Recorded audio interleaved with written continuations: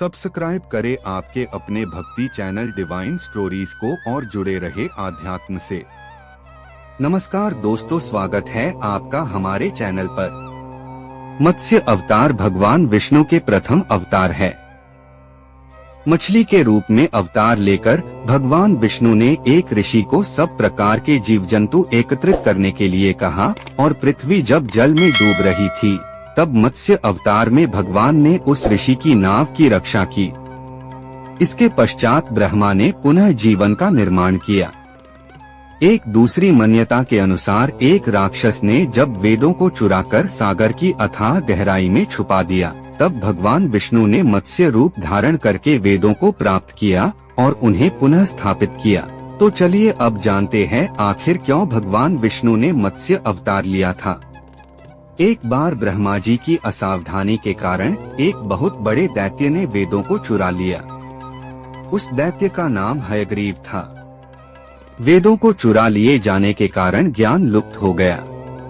चारों ओर अज्ञानता का अंधकार फैल गया और पाप तथा अधर्म का बोलबाला हो गया। तब भगवान विष्णु ने धर्म की रक्षा के लिए मत्स्य रूप धारण करके हयग्रीव का वध किया और वेदों की रक्षा की। भगवान ने मत्स्य का रूप किस प्रकार धारण किया, इसकी विस्मयकारिणी कथा इस प्रकार है। कल्पांत के पूर्व एक पुण्यात्मा राजा तप कर रहा था। राजा का नाम सत्यव्रत था। सत्यव्रत पुण्यात्मा तो था ही, बड़े उदार हृदय का भी था। प्रभात का समय था। सूर्योदय हो चुका था। सत्यव्रत कृतमाला नदी में स्नान कर रहा था। उसने स्नान करने के पश्चात जब तर्पण के लिए अंजलि में जल लिया तो अंजलि में जल के साथ एक छोटी सी मछली भी आ गई। सत्यव्रत ने मछली को नदी के जल में छोड़ दिया। मछली बोली, राजन, जल के बड़े बड़े जीव छोटे छोटे जीवों को मारकर खा जाते हैं। अवश्य कोई बड़ा जीव मुझे भी मारकर खा जाएगा। कृपा करके मेरे प्राणों की रक्षा कीजिए। सत्यव्रत के हृदय में दया उत्पन्न हो उठी। उसने मछली को जल से भरे हुए अपने कमंडलू में डाल लिया। तभी एक आश्चर्यजनक घटना घटी। एक रात में मछली का शरीर इतना बढ़ गया कि कमंडलू उसके रहने के लिए छोटा पड़ने लगा। दूसरे दिन मछली सत्यव्रत से बोली, राजन, मेरे रहने के लिए कोई दूसरा स्थान ढूंढिए, क्योंकि मेरा शरीर बढ़ गया है। मुझे घूमने फिरने में बड़ा कष्ट होता है। सत्यव्रत ने मछली को कमंडलू से निकालकर पानी से भरे हुए मटके में रख दिया। यहाँ भी मछली का शरीर रात भर में ही मटके में इतना बढ़ गया कि मटका भी उसके रहने के लिए छोटा पड़ गया। दूसरे दिन मछली पुनः सत्यव्रत से बोली, राजन, मेरे रहने के लिए कहीं और प्रबंध कीजिए, क्योंकि मटका भी मेरे रहने के लिए छोटा पड़ रहा है। तब सत्यव्रत ने मछली को निकालकर एक सरोवर में डाल किया, किंतु सरोवर भी मछली के लिए छोटा पड़ गया। इसके बाद सत्यव्रत ने मछली को नदी में और फिर उसके बाद समुद्र में डाल दिया। आश्चर्य! समुद्र में भी मछली का शरीर इतना अधिक बढ़ गया कि मछली के रहने के लिए वह छोटा पड़ गया। आठ मछली पुनः सत्यव्रत से बोली, राजन, यह समुद्र भी मेरे रहने के लिए उपयुक्त नहीं है। मेरे रहने की व्यवस्था कहीं और कीजिए। अब सत्यव्रत विस्मित हो उठा। उसने आज तक ऐसी मछली कभी नहीं देखी थी। वह विस्मय भरे स्वर में बोला, मेरी बुद्धि को विस्मय के सागर में डुबो देने वाले आप कौन हैं? आपका शरीर जिस गति से प्रतिदिन बढ़ता है, उसे दृष्टि में रखते हुए बिना किसी संदेह के कहा जा सकता है कि आप अवश्य परमात्मा हैं। यदि यह बात सत्य है तो कृपा करके बताइए कि आपने मत्स्य का रूप क्यों धारण किया है। सचमुच वह भगवान श्रीहरि ही थे। मत्स्य रूपधारी श्रीहरि ने उत्तर दिया, राजन, हयग्रीव नामक दैत्य ने वेदों को चुरा लिया है। जगत में चारों ओर अज्ञान और अधर्म का अंधकार फैला हुआ है। मैंने हयग्रीव को मारने के लिए ही मत्स्य का रूप धारण किया है। आज से 7वें दिन पृथ्वी प्रलय के चक्र में फिर जाएगी। समुद्र उमड़ उठेगा। भयानक वृष्टि होगी। सारी पृथ्वी पानी में डूब जाएगी। जल के अतिरिक्त कहीं कुछ भी दृष्टिगोचर नहीं होगा।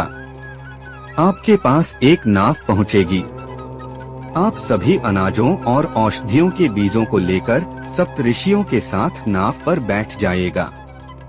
मैं उसी समय आपको पुनः दिखाई पड़ूंगा और आपको आत्मतत्व का ज्ञान प्रदान करूंगा। सत्यव्रत उसी दिन से हरि का स्मरण करते हुए प्रलय की प्रतीक्षा करने लगे। 7वें दिन प्रलय का दृश्य उपस्थित हो उठा। समुद्र भी उमड़कर अपनी सीमाओं से बाहर बहने लगा। भयानक वृष्टि होने लगी। थोड़ी ही देर में सारी पृथ्वी पर जल ही जल हो गया। संपूर्ण पृथ्वी जल में समा गई। उसी समय एक नाव दिखाई पड़ी। सत्यव्रत सप्तऋषियों के साथ उस नाव पर बैठ गए। उन्होंने नाव के ऊपर संपूर्ण अनाजों और औषधियों के बीज भी भर लिए। नाव प्रलय के सागर में तैरने लगी। प्रलय के उस सागर में उस नाव के अतिरिक्त कहीं भी कुछ भी नहीं दिखाई दे रहा था। सहसा मत्स्य रूपी भगवान प्रलय के सागर में दिखाई पड़े। सत्यव्रत और सप्तऋषि गण मत्स्य रूपी भगवान की प्रार्थना करने लगे, हे प्रभु, आप ही सृष्टि के आदि हैं, आप ही पालक है और आप ही रक्षक ही हैं। दया करके हमें अपनी शरण में लीजिए, हमारी रक्षा कीजिए। सत्यव्रत और सप्तऋषियों की प्रार्थना पर मत्स्य रूपी भगवान प्रसन्न हो उठे। उन्होंने अपने वचन के अनुसार सत्यव्रत को आत्मज्ञान प्रदान किया। बताया, सभी प्राणियों में मैं ही निवास करता हूँ। न कोई ऊंच है न नीच, सभी प्राणी एक समान हैं। जगत नश्वर है। नश्वर जगत में मेरे अतिरिक्त कहीं कुछ भी नहीं है। जो प्राणी मुझे सब में देखता हुआ जीवन व्यतीत करता है, वह अंत में मुझ में ही मिल जाता है। मत्स्य रूपी भगवान से आत्मज्ञान पाकर सत्यव्रत का जीवन धन्य हो उठा। वे जीते जी ही जीवन मुक्त हो गए। प्रलय का प्रकोप शांत होने पर मत्स्य रूपी भगवान ने हयग्रीव को मारकर उससे वेद छीन लिए। भगवान ने ब्रह्मा जी को पुनः वेद दे दिए। इस प्रकार भगवान ने मत्स्य रूप धारण करके वेदों का उद्धार तो किया ही, साथ ही संसार के प्राणियों का भी अमित कल्याण किया। भगवान इसी प्रकार समय समय पर अवतरित होते हैं और सज्जनों तथा साधुओं का कल्याण करते हैं। तो दोस्तों, यह थी भगवान विष्णु के मत्स्य अवतार लेने की संपूर्ण कथा। ऐसी ही और पौराणिक कथा कहानियों के लिए हमारे चैनल को सब्सक्राइब करें, वीडियो को लाइक करें और कमेंट में बताएं कि आप कौन सी पौराणिक कथा सुनना चाहते हैं। मिलते हैं अगली वीडियो में, तब तक के लिए नमस्कार।